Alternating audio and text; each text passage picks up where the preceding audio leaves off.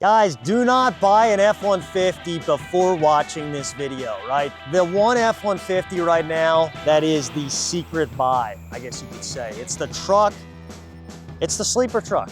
It really is.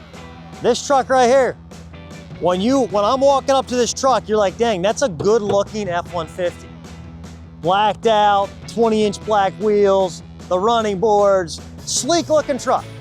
Like you drive this into your family get together, you drive this in to hang out, you drive this, hang out with your buddies at the bar, whatever you're doing, they can be like, man, that's a good looking truck. And what they don't know, and you might not even know right now, is that this is a base level F-150. This is the STX, but it looks like you're driving an XLT. It looks like you're driving around a loaded up truck. Why is that? Because they blacked it out. They put a little bit bigger wheel on it. They made the truck look like an expensive truck and honestly feel like an expensive truck without being an expensive truck. Ford actually, I think, accidentally made this truck too cheap. They made this truck the bargain buy where you don't have to go spend the extra 5, 10, 15 grand to get the XLT, to get the Lariat. You can buy this STX that has the appearance package, right? This has the black appearance package. It has the running boards. Like it is four-wheel drive. You can get the STX in the 2.7 EcoBoost, the 3.5 EcoBoost, or the 5.0 V8. It's not just a base engine option truck. This particular one is a 2.7 EcoBoost, which is the most popular in the STX. It is the cheapest option in the STX. And to be honest with you, best fuel economy in the STX, in the F-150 lineup. It's the best fuel economy. That 2.7 EcoBoost is actually built, the engine is built like a diesel engine. Graphite iron block, heavy duty internals. It's set up, it's one of the best modern turbo engines on the market right now.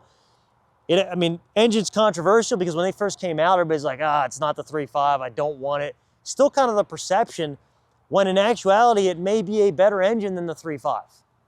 Long term, it might hold up better than the 3.5 because it's not putting out as much horsepower and torque, which means you're not running it as high a pressure in that engine. The engine is built a little bit stronger than a 3.5 engine is. Like the 3.5, I think has an aluminum block, I'm pretty sure it is. But anyhow, guys, let's jump inside this truck because that's the other big thing. What does it look like inside? Is it stripped down? Is it basic? And the first thing you're gonna notice is fixed center console, right? Work surface. Big center console storage, right? You got cup holders. You got a big touch screen. You got steering wheel audio controls. You don't have power seats. This is manual adjust. But again, it's one less thing to break, right? You got power windows, power locks, power mirrors, right? This is not just an XL crank windows based truck. This is a truck that's basic, but it does give you the necessities. You have cruise control. Actually, I think you have adaptive cruise control in this truck. Like this is, okay, you don't have push button start, right? So if that's a deal breaker, you don't have that. You got to use an actual key, which for some guys they love because it's simple. You don't have dual zone climate control, but you got everything you need there. You got a locking differential, right? 4 high, 4 low. The locking diff though, you're actually getting out of sticky situations, right? Big touch screen, navigation, Apple CarPlay, Android Auto. Guys, the best thing about this truck though is, so like it's all blacked out. It's not some weird chrome work truck looking thing. It's a blacked out, it's a sweet looking truck that really all age demographics are gonna like. That's the thing about it. It's not something that they built, like the old STXs or the old, some of those trucks were just not tasteful. They weren't done right. They weren't something that appealed to a broad spectrum of the market. This truck, whether you're 70 years old or you're 20 years old, you would like this truck, right? Like it appeals to a large variety of the market. And price-wise, let's get into that. This truck, brand new with a 2.7 EcoBoost, is probably gonna run you mid-50s, maybe upper 50s, if you add some extras, depending on how you have it equipped. But mid-50s brand new. My lot right now, this is a 24 with 16,000 miles on it. I'm selling this truck for 41 grand.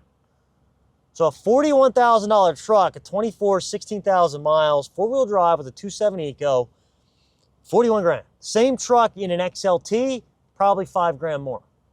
4 to 5 grand more in an XLT, same truck.